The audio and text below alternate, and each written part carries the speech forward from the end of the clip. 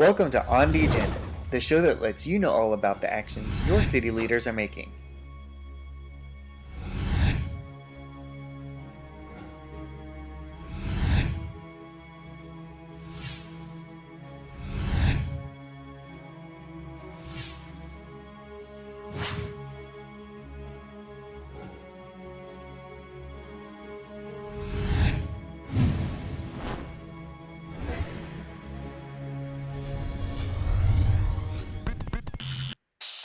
At their Monday, July 17th, 2017 regular meeting, City Council members presided over a badge pinning for the Assistant Fire and Rescue Services Department Chiefs, authorized the design contract for the reconstruction of the Glen Lakes Bridge over Oyster Creek, and authorized the execution of a contract for the design of a skate park.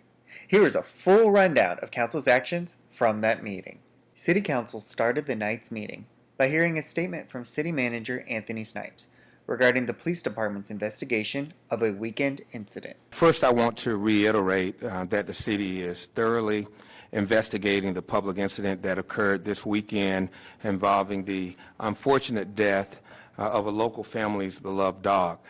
The police department is reviewing all facets of this serious matter, including applicable policies, procedures, and training.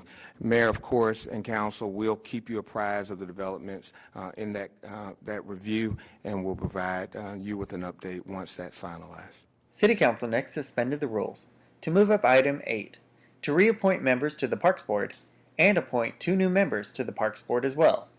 Mayor and City Council, during the June 26th special City Council meeting, a committee of City Council interviewed candidates to serve the Parks Board, Mr. Anil Shash, Ms. Victoria Porter, and Mr. Brian Merchant, to serve the Parks Board for the current two vacancies that we have on that board. At this time, at that time, Council also agreed to reappoint the members on the Parks Board who are currently serving, and they agreed to continue serving. Those candidates are Ms. Pamela Andrews for position 3, Mr. Loveless Mitchell for position 5, Ms. Diane Giltner for position 7, Mr. Lawrence Turner for position 9, Mr. J.R. Atkins for position 11, and Mr. Rafiq Sanford for position 13. City Council also agreed to reappoint Mr. J.R. Atkins to the Zoning Board of Adjustment and Appeals, and at this time, Council can make decisions to reappoint those members in addition to the 2 new candidates to serve the Parks Board. I move that we adopt the name for appointment as read by the city secretary. Got a motion, is there a second? A second. Got a motion by Councilman White, a second by Councilman Rulis. All those in favor? Opposed? Motion carries. Is there Okay, any- I'm sorry. So we also need to appoint the 2 new candidates to the Parks Board. We have 2 vacancies, and then we have 3 candidates, Mr. Anil Shash, Ms. Victoria Porter, and Mr. Bryant Merchant. Is there a motion? Well, we only appoint 2 out of the 3, right? Yes. Is there a recommendation from the committee that met? I recommend Ms. Bryant Merchant. And Victoria Porter. I move that we adopt the names recommended by the committee that met with these individuals. All right, there's a motion, is there a second? Second. Oh, I'm sorry. Yeah. Motion by Councilman White, second by Councilman Rulis. All those in favor? Motion carries. City Council next oversaw a badge pinning for the Fire and Rescue Services Department's Assistant Chiefs, Kenneth Johnson and Matt Rios. The pinning was conducted by Fire and Rescue Services Chief Eugene Campbell, who also recognized his Assistant Chiefs' wives. Professionals committed to excellence, honor, and service to all is the mission for our fire department. And tonight, I'd like to talk a little bit about 2 people who I've selected for my 2 top positions. I'd like to talk first a little bit about Ken Johnson. Ken Johnson is a man of spiritual-led person. He has a good humor and demeanor. Ken smiles every day. He's very jovial, and he gets along with just about everybody. Ken has about 31 years in the fire service, and he's a passionate leader. He's a passionate husband, I hope. And his wife is here, Brenda, so she might get to say a word about Ken. But he's a good father and a good community person. Ken's been in all areas of the fire department. He's been involved in EMS. He's been involved in emergency management. He's been involved in fire suppression and has commanded some of the largest events in the history of Texas. So with Ken coming to us, it lets you know that people do know a little bit about Missouri City. They do want to come here, and we are recognized as a true leader. You did, didn't you? Yes, sir, I did. I did. And from that, Ken brings us not only those 31 years, but he has an associate's degree in nursing and also a bachelor's degree. The second person I'd like to just talk to you a little bit about is Matt Rios. Matt Rios is kind of homegrown. He grew up here, and we have his family here. Could his family kind of raise their hands, too? All right, they're here. There's some other family supporters here. They've come, traveled 4 hours or so, and so did Brenda today. She's still in transition, so she traveled a long way just for today to support these two men. Matt's been in our department about 11 years, and he's been in the unit about 8 years as a senior fire inspector. And daily, he's going out and meeting new people, whether it's going out and educating students at schools, going out to church groups, dealing with new companies coming to town, or new construction, or on fires that happen, whether they're intentionally set or accidentally set, going out to determine the cause of those fires. I'm really excited about this high-performing organization. Been able to see some of that not only demonstrated within some of the other leaders in the city, but also within our own department. So I'm excited to come to a smaller city. You think that you're not sure what to expect to find, but I've found some great people, some great members of our organization. I'm excited about working with them, and they're excited about me being here. I didn't know how I was going to be received, but been an excellent reception. I see some of them here today to kind of show their support, so we're excited to see that. They probably really here just for Matt, but I'll just happen to be in the room. But I am excited. And Chief mentioned a leadership challenge.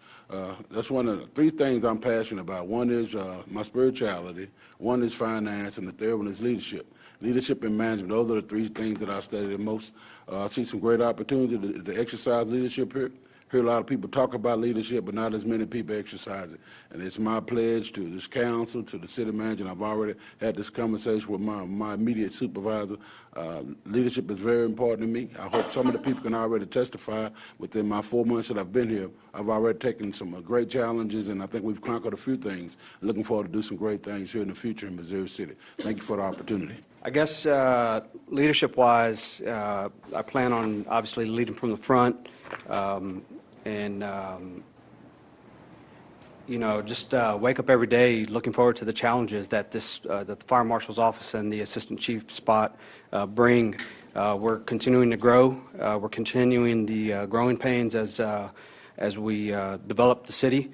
We're bringing in new construction that is presenting different challenges, newer commodities with different hazards that the firemen are going to encounter should there be a fire. Hopefully there won't be, but being technically and tactically proficient, something that I'll have to stay on top of, and then make sure my guys are also doing that as well. I guess I'd just really like to say I'm happy to be here. I was really hoping I got the job. I got it, so now it's just I'm ready to get to work. City Manager Anthony Snipes provided council with his updates, which included announcements on several upcoming events and offered kudos to city staff and council for some recent program successes. Fort Bend County will close the Missouri City Branch Library for renovations, and that will start on July 31st. There's been a number of articles written about the new library and the construction. We sent something out in our city manager's report, but wanted to make sure that you're aware. They anticipate that it will take about 10 to 12 months before completion of that project. The back-to-school health fair will be held on Saturday, August 12th from 9 a.m. to 12 noon. Staff, again, will be joining the Fort Bend County and Access Health. As most of you know, this particular fair allows backpacks to be provided. They also provide a number of benefits to participants, including free immunizations, haircuts, backpacks that are filled with supplies for kids as they return back to school. HCC will host a ribbon cutting for the new Center for Entrepreneurship, Technology, and their health campus on Tuesday, August 15th from 10 a.m. to 11 a.m. Citizens, elected officials, and staff are welcome to attend the event, and we also are partnering with HCC to share news with the public that the campus is now open and accepting registrations. Finally, I would like to give some kudos to a number of our departments. One, to the police department for winning a $50,000 Justice Assistance Grant from the Office of the Governor. The funds will be used to purchase a new mobile surveillance trailer to help combat auto burglaries and thefts, and we think that's an outstanding addition to fight burglaries in our community, and we're very happy that we're able to get that award. Our Parks, Recreation Department, Police, Fire, Public Works, and Communications, again, did a fantastic job for our 4th of July celebration. They estimate close to approximately 8,000 individuals that were in attendance. They were lined throughout the roads leading up to the fireworks celebration, as well as throughout Buffalo Run Park. So we're very happy about the attendance. We also had a speed painting performance of the Statue of Liberty, which capped off the festivities, and the fireworks celebration was outstanding, and you can always see that on our city's YouTube channel. Thanks also goes to Councilmember Marulis, who led a community project at the Fort Bend Family Promise on last Saturday. They built a patio under a pavilion, and they had a number of local businesses that turned out. Home Depot donated all the materials, tools, and about 6 volunteers. Chick-fil-A, Jimmy John's donated breakfast and lunch, and there were a number of volunteers and individuals that were there that worked 8 hours to complete that project. But it just goes to show when you have public-private partnerships and community coming together, together we excel, and together we are strong. So I want to thank the council member for that. And congratulations again to all of the new boards, committees, commission members, and there's, of course, my assistant chiefs. I think they're going to do an outstanding job in supporting the efforts of our fire chief.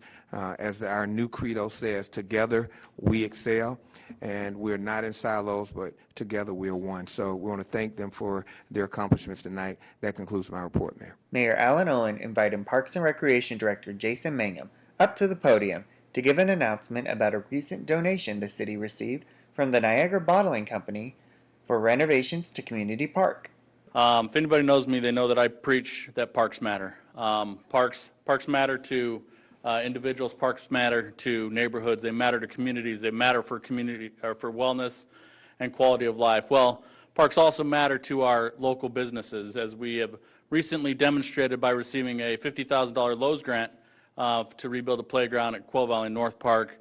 And it's my pleasure to announce that we will be refurbishing the playground at Community Park thanks to a partnership with Niagara Bottling, who will be providing $75,000 for us to totally renovate and redo the playground at Community Park. Community Park is our most used park and has probably one of our smallest playgrounds. And so we are excited to be working with them to install new and innovative play features that will be for kids of all ages, things that parents and kids can play and interact on together. And we couldn't do it without our business partners. So huge kudos to Niagara Bottling, their dedication to this community, and their dedication to Parks and Recreation. Council authorized the city manager to execute a $41,167 contract with Miller Uniforms and Emblems for the provision of body armor and outer vest carriers. Consider authorizing the purchase of body armor and vest carriers for the police department. I move to adopt. Second. Been a motion by Councilman Smith and a second by Mayor Pro Tem Emery. Is there a discussion? Not, we'll vote. All those in favor. Motion carries. Thanks for coming. Thank you. Everything we voted for, you need. Council authorized the city manager to execute a $2,113,266 contract with NBG Constructors for the reconstruction of the Glen Lakes Bridge over Oyster Creek. The next item is consider authorizing design contract for the reconstruction of the Glen Lakes Bridge over the Oyster Creek tributary. Is there a motion? So moved. Second. A motion and a second. Now, obviously, we need to remind you that the county is paying 50% of the construction cost, not the engineering, but the construction cost, right? Which is $1 million? Is that That's right? correct, Mayor, and I Up to think there is $1 an interlocal agreement that's upcoming where we will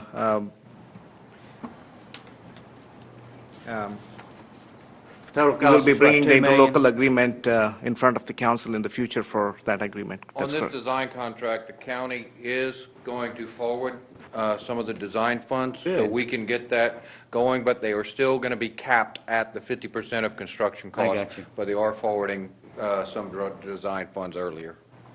And actually, this got put on the county's deal with Commissioner Patterson, so we can thank Commissioner Patterson. This, I mean, did the other one too. We hadn't started the other one yet. All right, so there was a motion and a second. All those in favor? Motion carries. Thank you. Council authorized the execution of a $57,450 contract to SBA Skate Parks for the design of the Missouri City Skate Park. Jason, do we have any new data on skate parks in general? I know we talked about this in 2015, but what do we know about skate parks today? Are they still the thing? Are they still popular? Is this the right area?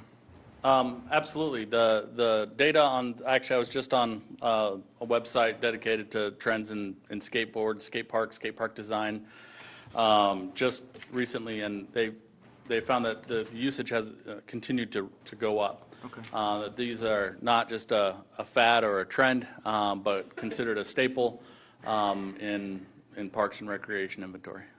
Galveston just redid their skate park a couple of years ago, and I think this past weekend they had a big event there involving that skate park.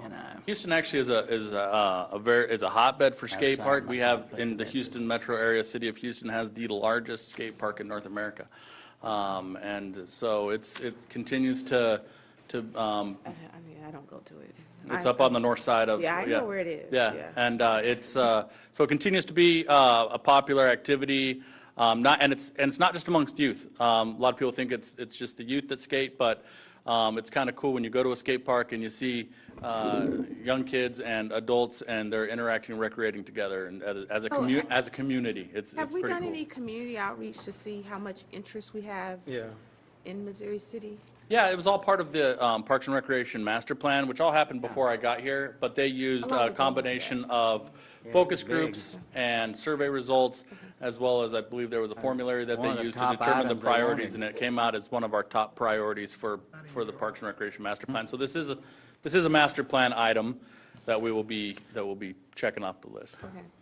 Council authorized the $74,517.18 purchase and implementation of a city infrastructure backup solution storage growth through Unique Digital. We have reached capacity right now of what we have for backup solution. We need to better understand what we have as far as managing the data, but we need to expand our solution by 30 terabytes. That should give us roughly 3 to 5 years. That's based on the law. If the law changed, say we need retention policy be a little bit less or longer, we'll have less or longer time. So I'm asking today if we can move forward with it. Very good. Your motion by Councilman White, a second by Councilman Smith. All those in favor? Motion carried. Council authorized the execution of a $89,702 contract with City Gates Associates for assessment services for the Fire and Rescue Services Department. One of our objectives as a fire department through our recent retreat was to be accredited. If you're going to be an accredited fire department, as well as be able to look at some of the things that we need to be able to measure, our response times, our training times in more detail to meet the challenges coming forth with the fire service, we needed a standard of cover study done. We looked at other departments that have done it throughout Texas and some that have done it throughout Fort Bend County. And we found that Pearland had done one.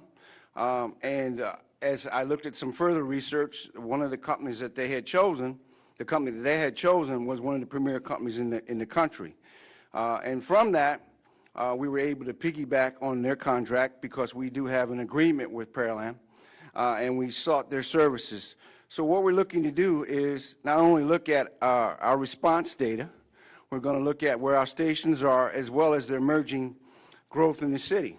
We're going to take information not only from the comprehensive plan that was just concluded, as well as the facility study that is going to be concluded here, and we'll have that too, as well as the surveys we received from the citizens, and put that into the study to come up with where we need to go as a fire department. So that's a little bit an overview of it, and I'm open to any questions you Well, might I have. guess my basic question was, is this going to include a risk assessment of the city? I mean, we can have all the fire stations, we can have all the people, but do we know what the risks are? In today's world, you get cities are being sued because they have a fire, people get killed, and the city didn't do an inspection, Yes, sir. you know, or determine what the risks were in that building to make sure that people were compliant. And that's why I was wondering if this included. Yes, that sir. type of Standard of recovery, some people look at it and call it a risk assessment. When you look at your response times and you look at the amount of risk, whether it's population, it's type of building types, number of personnel that do inspections, that's all part of a standard of cover. So yes, sir, they do look at risk. Okay, just different terminology. Yes, sir. You're using fire talk, and I'm using plain talk. How does that kind of dovetail into the ISO 1 rating that we have, as far as some of the things that Councilman Yes. Wyatt asked? Yes, sir. Well, part of what the ISO looks at is not only what kind of units we have, which is important, and part of the challenge I was put together when I first was selected for the position, but it also looks at water distribution. A large part of that would be working with our water department to make sure we have adequate water supply to address the risk. So they look at training also, the type of equipment we have, you just passed and supported, the CAF system, the compressed air foam system for the engine company, that was part of ISO. So this study will look at that as well as other things that weren't addressed in other mechanisms. And finally, Council authorized the negotiation of a depository services contract with Wells Fargo. Mayor Owen stepped down from the dais as he believed he had a conflict of interest. Let the records reflect that item I will be stepping away from the table. I have filed a possible conflict of interest statement on this item and will be stepping away from the table. And the Mayor Pro Tem will take over. Next item is in number 9, authorizations I. Consider authorizing the negotiation of a depository services contract. So, I move that we adopt the recommendations from the Finance Committee is to award the contract to Wells Fargo Bank. I second. second. We do have Valley View Consulting here if there are any questions. Any discussion? All those in favor? Opposed? Motion passed. Thank you. For a full list of Council's decisions, including the consent agenda, click on the Council Connection link at the bottom of the MissouriCityTX.gov homepage. Keep watching Missouri City Television to learn more about Missouri City events and programs.